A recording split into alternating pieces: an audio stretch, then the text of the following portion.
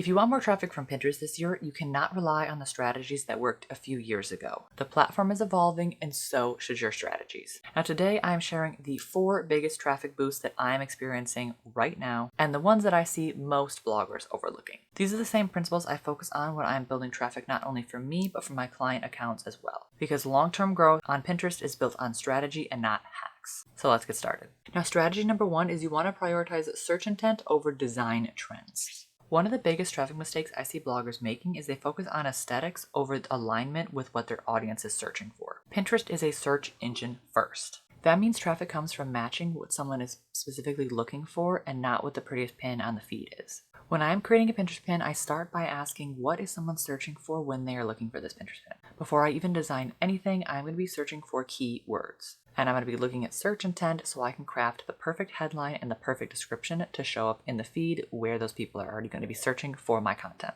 The people that we are attracting on Pinterest don't want pretty pins, they want answers to their problems. And we as bloggers have solutions to those problems on our blog.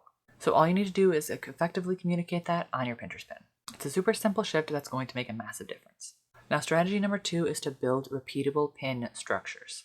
A few years ago, Pinterest decided that they don't really care if you repin your own content, because when you pin the same design over and over again and that design gets pushed to the exact same people, if they didn't want it the first time, they're probably not going to want it the second or the third time on their feed. And that's not really helpful to anyone. So fresh pins became the new priority, which means slightly more work for the creator. But when you take that extra work and you systematize it, it doesn't really take that much longer. The thing about Pinterest is consistency matters way more than creativity. So instead of redesigning every single pin from scratch, you can build a repeatable layout structure. So across all of the accounts that I manage, I always start by testing out a bunch of different designs to see what their audience is going to resonate with. But once I find a formula that works, it's all about repeating the exact same thing over and over again with slight changes to make it look like a new Pinterest pin. You don't need 100 different style Pinterest pins, you just need a few tried, true, and tested designs that you can tweak to make it look brand new. Now, does that mean when you find a design that works, you never test anything again? Absolutely not. But when I found a style that works for food bloggers or fashion bloggers, I will always use that certain type of pin when I get those client accounts, but I'm going to be testing every so often a new design to see maybe their audience resonates with this better, because you never really know what's going to work on Pinterest and you don't want to get yourself stuck in a hole when you might accidentally find something that works a little bit better.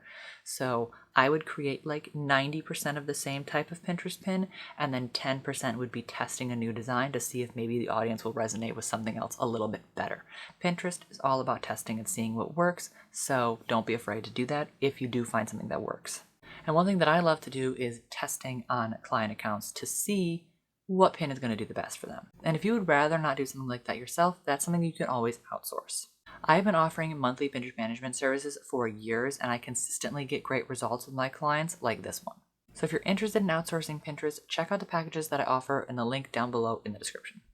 Strategy number 3 is you want to optimize for your click-through rate, not your impressions. Impressions look nice when they are a big, pretty number, but they don't pay the bills. Traffic, and therefore income, is going to come from clicks. So instead of asking yourself, is this getting views, is this getting impressions, you want to be asking yourself, what is the click-through rate of this Pinterest pin? What pins designs are actually getting traffic? Is this making people curious enough to click? And that usually comes down to making sure that the search intent is clear on the Pinterest pin. You want to avoid vague phrasing and be super specific and make the outcome of what they're going to get pretty obvious. A small change in headline clarity can drastically change the amount of results that you are getting from a Pinterest pin.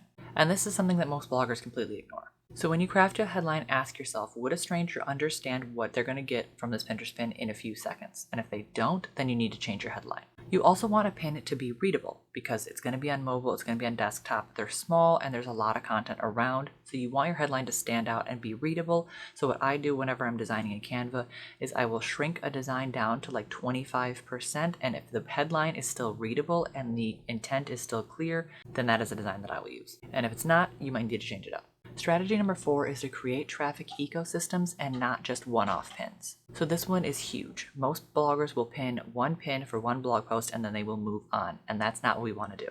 Instead, you want to think in ecosystems, and that means posting multiple pins per URL on your blog, website, whatever. And consistent keyword clustering, meaning you want to use a lot of similar keywords in your content.